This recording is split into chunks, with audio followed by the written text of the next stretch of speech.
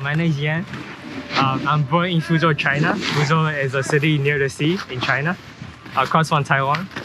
And I guess my main change was that at age 9, I got a notice from my mom that I had to immigrate to the United States. And that was really a big change for me because over the years, I've only stayed in my village. And then I didn't really go anywhere. The only city I've been to is probably Fuzhou. And I didn't really travel anywhere in China, so I don't know how the world looks like outside of China. Outside of Fuzhou, actually. So when I came here, I was really not used to the environment and I had to make a lot of new friends.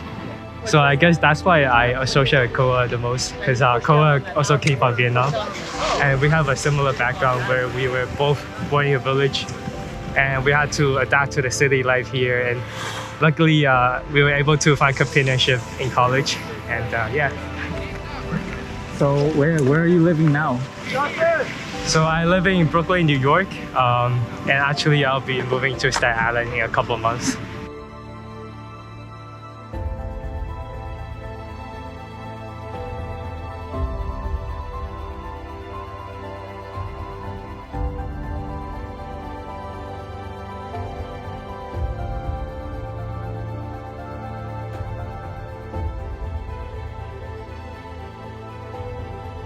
I don't know. I was just hoping it's gonna be like a top, just a top. All right, so we're on top of the mountain. Yes. Not yet on top. Just where we at? We're in New Jersey. Mountain Creek, New Jersey. Mountain Creek, New Jersey. So for this assignment, I selected you as my person. So why did I select you? I'm the most influential person in Koa's life. Probably not, but he's close enough.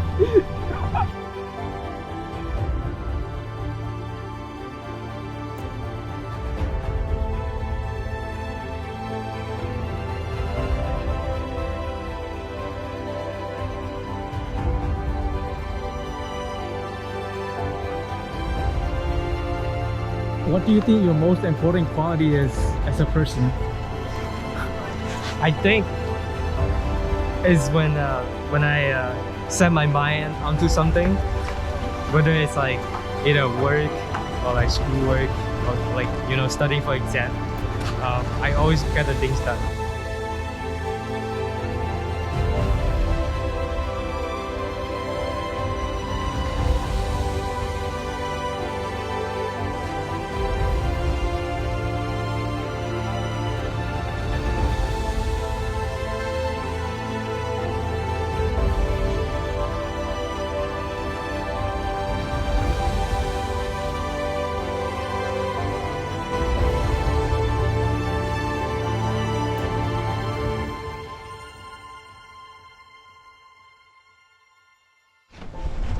All right, here in my garage. Oh, so right now we're taking a break because it's kind of hot and the ski lift is super long, so we don't want to go down the mountain yet. So let's check out this view right here. Oh my god, look at that. Anyway, so again, this is my person. His name is Yan, and actually met him first in a software class. It's called Introduction to Software Engineering. And at the time, he was like, I thought he was a nerd because he sat in the front and he always raised his hand. Well, I sat in the back just doing my own thing. And I actually was a better programmer than he was, so. Debatable. Anyway, yeah, so I had my first internship in a summer of sophomore year at Philips. And at that time, I also picked up a new passion, which was trading penny stocks. And I stopped the grind to become a great software engineer, and I put everything aside and just focused on stock trading. And at that time, Yan was like trying to become, I guess, what I was. I had like a lot of experience in web development, and he was trying to get experience in web development. So he was trying to find internships or projects or whatever. So he consulted me. He consulted me often about such matters, and I guess I was kind of like an inspiration for him as well, right? Well, I didn't really know Koa back then, but yeah, when Koa told me about his project in software engineering class, I actually met him after the class and really get to know him like in the second semester after that class.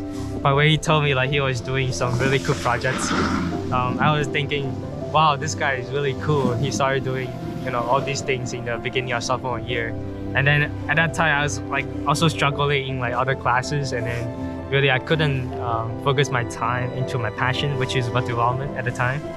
So then afterwards, during the winter break and you know also the summer afterwards, I grinded really hard to learn those skills and like to catch up to Koa. I remember like talking to Koa about like some of the stuff I just learned, and then Koa told me he already did that like a long time ago. So you know, Koa is definitely better than me at the time, and you know he definitely mastered like all his skills at the time. And yeah, and he got into stocks, and then I got better than him in full stack development. Yeah, so I basically took a 2-year hiatus from my like software engineering aspirations, and just traded full-time in the stocks, in the stock market. And I guess our relationship is kind of like competitive, and at the same time of respect, because we always try to like get better to be better than each other in whatever we did. Especially software engineering. And when I was focusing on stock trading, he definitely surpassed me in that sense. So afterward, when stock trading didn't work out for me, I was like very stressed out about what I was gonna do after graduation, and he was like there to consult me.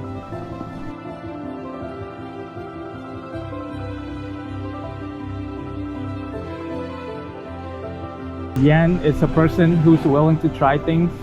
Like for example, skiing. Yeah. He's only been skiing twice. This is his second time, but he's willing to just go for the hardest slopes that he could do. So on the first day, he was willing to try out blue slope, and that's like intermediate level. But he knows that if he puts himself on the line, he'll be able to learn faster and achieve more than what he could just going slow and steady. And that's what inspires me. Just put yourself out there, challenge yourself, and get the work done.